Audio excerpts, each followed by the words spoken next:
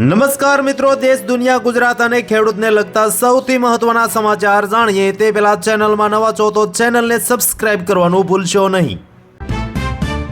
ભ્રષ્ટાચારીઓ સાવધાન, લોટ પાણીને લાકડા હવે નહીં ચાલે। તૂટેલા રસ્તાઓ મામલે મુખ્યમંત્રી ભૂપેન્દ્ર પટેલ લાલગુમ। ગુજરાતભરમાં ચોમાસા બાદ વિસ્તાર હાલતમાં ફેરવાયેલા રસ્તાઓને લઈને નાગરિકોમાં રોષ જોવા મળી રહ્યો છે, ત્યારે મુખ્યમંત્રી ભૂપેન્દ્ર પટેલ હવે એક્શન મોડમાં આવ્યા છે। કેબિનેટ બેઠકમાં તેમણે પોતાના સાથી મંત્રીઓને સ્પષ્ટ અને કડક શબ્દોમાં સૂચના આપી છે કે રસ્તાના કામમાં કોઈ પણ પ્રકારની બેદરકારી ચલાવી લેવામાં આવશે નહીં।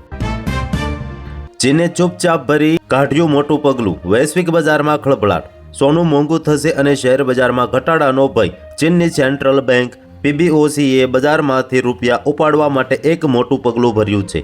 24 નવેમ્બરના રોજ બેંક આશરે 120 અબજ યુઆનની 28 દિવસની કેશ ડિપોઝિટ સ્કેમ શરૂ કરી રહી છે।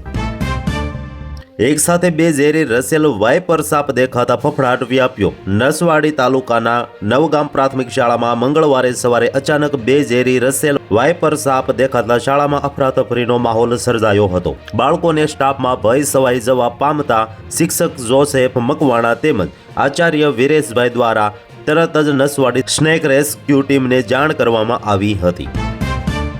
ભાવનગરના ટ્રિપલ મર્ડર કેસમાં ચોંકાવનારો ખુલાસો, અન્ય મહિલા સાથેના પ્રેમ સંબંધમાં પત્ની, પુત્રી અને પુત્રને ઉતાર્યા મોતને ઘાટ। ભાવનગર શહેરના તળાજા રોડ પર આવેલા ફોરેસ્ટ કોલોનીમાંથી દટાયેલી હાલતમાં માતા અને બે બાળકોના મૃતદેહ મળી આવતા હડકંપ મચી ગયો હતો।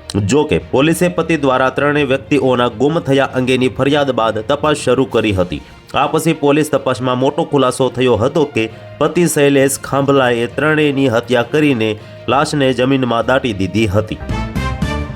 બિહારમાં નીતિશ ભલે મુખ્યમંત્રી બન્યા, સત્તાની ચાવી ભાજપે પોતાની પાસે જ રાખી છે। બિહારમાં અંતે ભાજપના નેતૃત્વ હેઠળના એનડીએએ મેલ કરવત મોચી કરીને ફરી નીતિશ કુમારને મુખ્યમંત્રી બનાવવાનું નક્કી રાખ્યું હતું। બિહાર વિધાનસભાની ચૂંટણીમાં ભાજપ 89 બેઠક જીતીને સૌથી મોટા પક્ષ તરીકે ઉભર્યો પછી એવી અટકળો ચાલેલી કે ભાજપ આ વખતે નીતિશ કુમારના બદલે પોતાના મુખ્યમંત્રી બેસાડવાની મમતે ચડી શકે છે।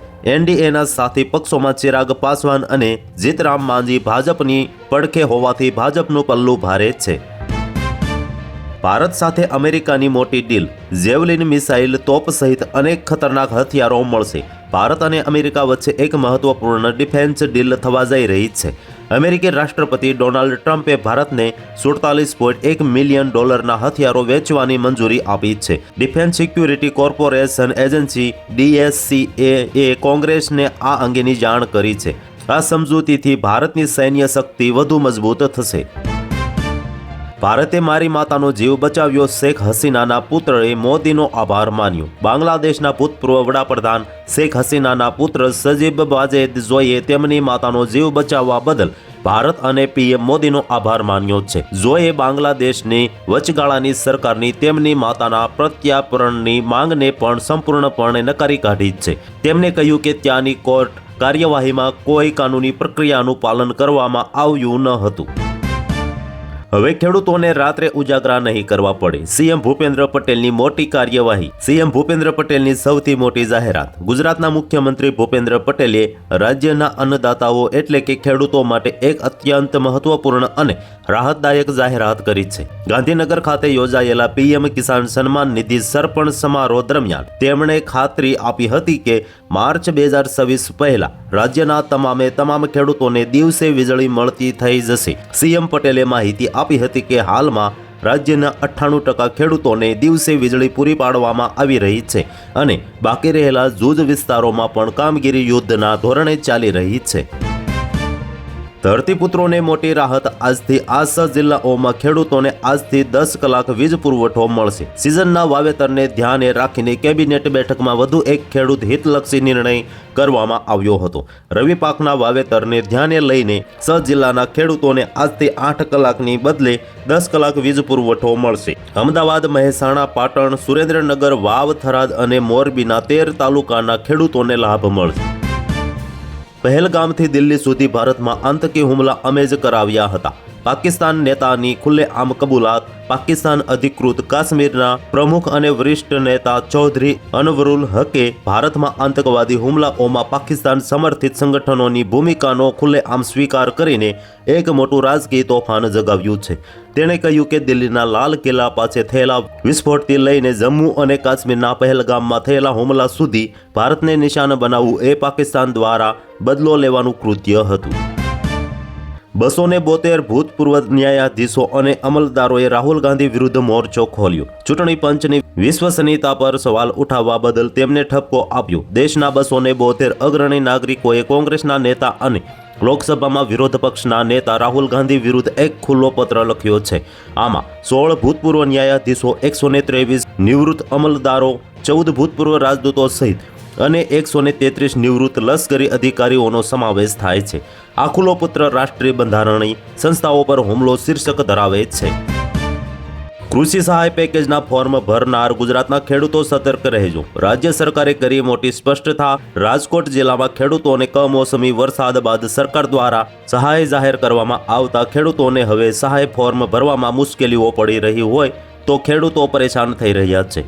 અમુક ગામમાં ગ્રામ પંચાયતમાં વીસી દ્વારા સહાય ફોર્મ ભરવાના 100 રૂપિયા લેવાતા હોવાથી Z24 ક્લાર્ક ન્યૂઝ ગુજરાતી દ્વારા ઉપલેટાના મજેઠી ગામ પહોંચતા ખેડૂતો પાસેથી સહાય ફોર્મના 100 રૂપિયા લેતા હોવાનું સામે આવતા વીસીને 100 રૂપિયા કેમ લેવાય છે તેવું પૂછતા વીસી દ્વારા જણાવેલ કે સરકાર દ્વારા અમને કોઈ પણ પ્રકારના રૂપિયા દેવામાં આવતા નથી.